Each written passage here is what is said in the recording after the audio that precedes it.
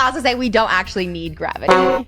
But that's a different thing. What do you mean by I that? saw someone do this. Was this a TikTok? We were watching something where someone's like, we don't actually need gravity. We were watching this with me. Like, we actually don't need it. What do you mean that we don't need gravity?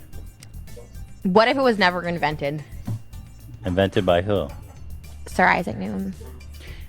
Isaac Newton created gravity? Whoever created gravity, someone did, but we don't actually need it. There was, like, a time on, there was a time on Earth before gravity existed? Yes. Well, that certainly put my autism in perspective. Jesus Christ.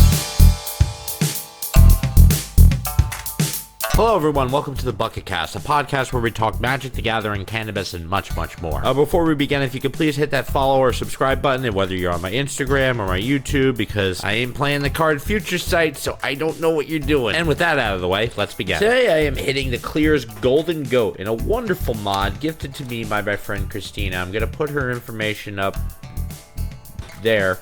That pointed in the right direction, and you guys go follow her, check out her cannabis content. She's really nice, really sweet woman, and awesome lady, very funny too. Smoking the Golden Goat by the Clear. Nice, sharp mental state I get off of this one. No complaints from me. Good job, the Clear. And with that out of the way, let's begin. I've been saying for since I started this cast, there was Magic the Gathering involved, and I'm going to talk Magic the Gathering today. And a topic that's always got to me within the Magic the Gathering community is people's bother over the Universes Beyond concept. If you're unfamiliar with what that is, Magic over the past decade has started delving into other multiverses, other realms of, media and whatnot, being Final Fantasy as of recently, The Lord of the Rings, that got a lot of attention, and that has not always been taken favorably by the Magic the Gathering audience. They thought that was kind of selling out in a lot of ways, and that Magic the Gathering was better than this.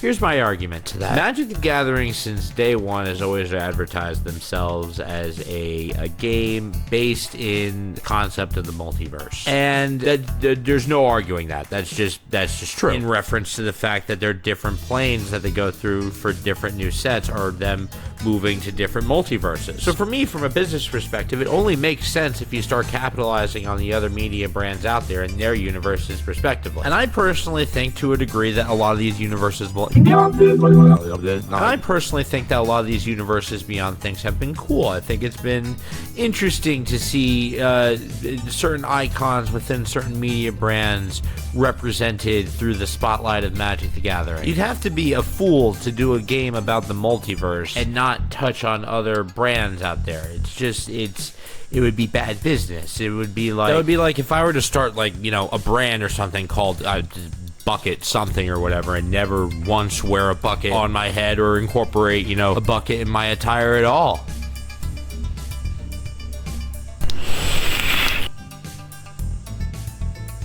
That'd be weird. And frankly, a lot of cool stuff has come out of the Universes Beyond so far. And looking at it from a Commander's perspective, I mean, yeah, they should really love it. Commander players, a lot of the times, aren't competitive Magic the Gathering players. They're either former competitive players, it's sometimes current, or some people who just want to play Magic for fun. And part of that fun is, incorporating some of their favorite personal elements into the game. And I think that's another cool thing about Universes Beyond. It lets you personalize yourself more in the world of Magic the Gathering, and that's just awesome. I mean, I don't think this was definitely a thought into it, but it's such a pain to have to go through finding people and paying for altered arts, whereas maybe they're making a Universes Beyond that covers that altered art that you want to get, or that character you want to get put on a card. Small thought, but it's something. However, I will play devil's advocate like I do with everything and say that they have been getting a little bit too free with what they'll expand their universes to. Final Fantasy was fine. Lord of the Rings, beyond relevant. Doctor Who, okay, that's that's a different look, but I guess you can fit it into kind of like steampunk mechanic of it.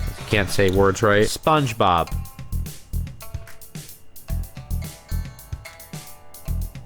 Now it's a little bit of a stretch. Mr. Krabs going to be a planeswalker. It does make me curious about what they will touch on in the future. I definitely think animes are on the horizon. It's between some of the art that we get from time to time. It's definitely a possibility, to say the least. I could definitely see a Child of Alara altar of like Eren Yeager, being that, you know, the rumbling destroys everything, and the Child of Alara, if you sacrifice, it destroys everything. However, I would hope that if they got into an Attack on Titan rumbling card or concept, that would be a little more thought into it, not just splattered onto one card. Jujutsu Kaisen, One Piece. I mean, there's so many. If you gave me like 10 to 15 minutes, I could probably think of so many amazing anime concepts to put into Magic the Gathering mechanics. Like do something similar to Massacre Girl for Sukuna, where it's just like slaughterhouse. It's like all the cutting and what's his power again? It's an immolation. No, not that's a fire thing. Slice. Get slice. Okay. And personally, I think it couldn't have gotten off to a better start. I mean, the Lord of the Rings set was, everyone can admit, had, you know, some mixed elements in it as far as people's reception to it. But in my opinion, personally, if your top card, the one of One Ring, gets attention from Post Malone, that's good press right there, that, to say the least. And I think that generated and expanded the audience of Magic the Gathering a great degree. And I think they need to do more stuff like that. I think they need to do more celebrity outreach of their game. It's too cool not to. Like, Magic the Gathering used to get a lot of like reception within like, you know, the public media and like mainstream and things like that. South Park, even in the early 90s, they had commercials for Magic the Gathering, and then they followed that up like 10, 15 years later with the Cock Magic episode, which is by and far one of my favorite South Park episodes of all time. If you haven't watched that, please go watch Cock Magic. It's amazing South Park episode. I always remember the first time it came out because I was at the hobby shop with all my friends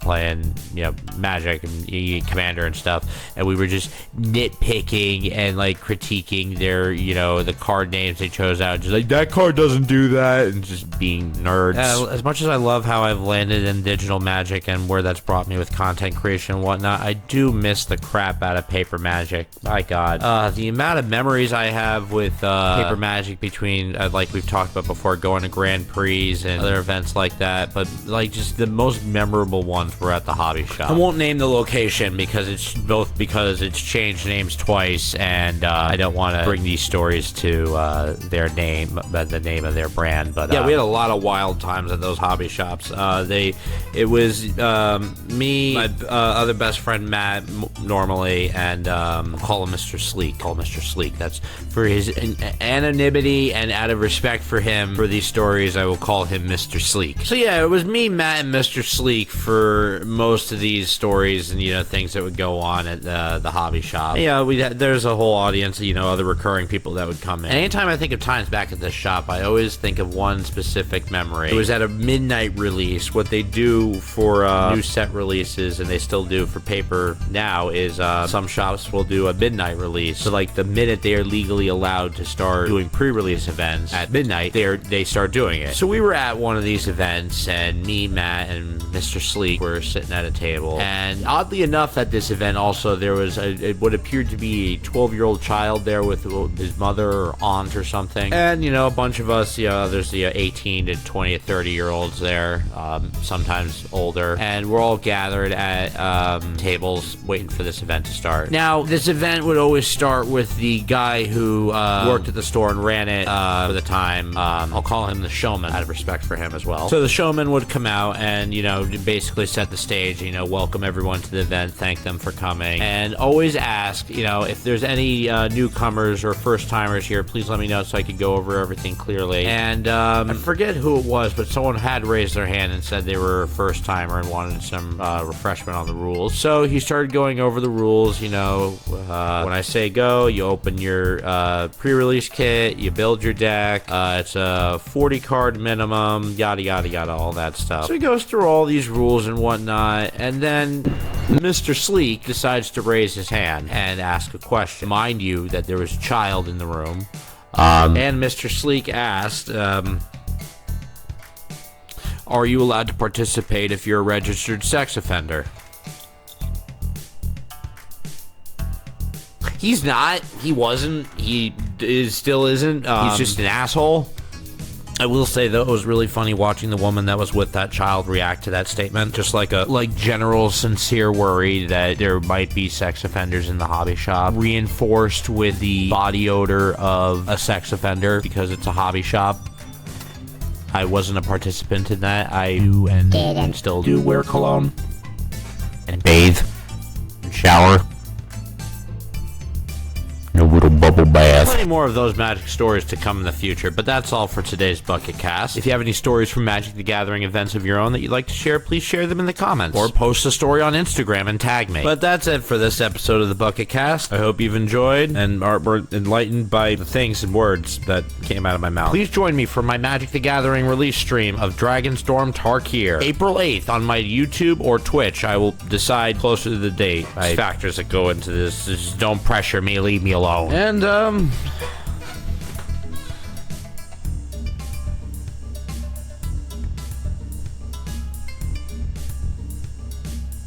want cake.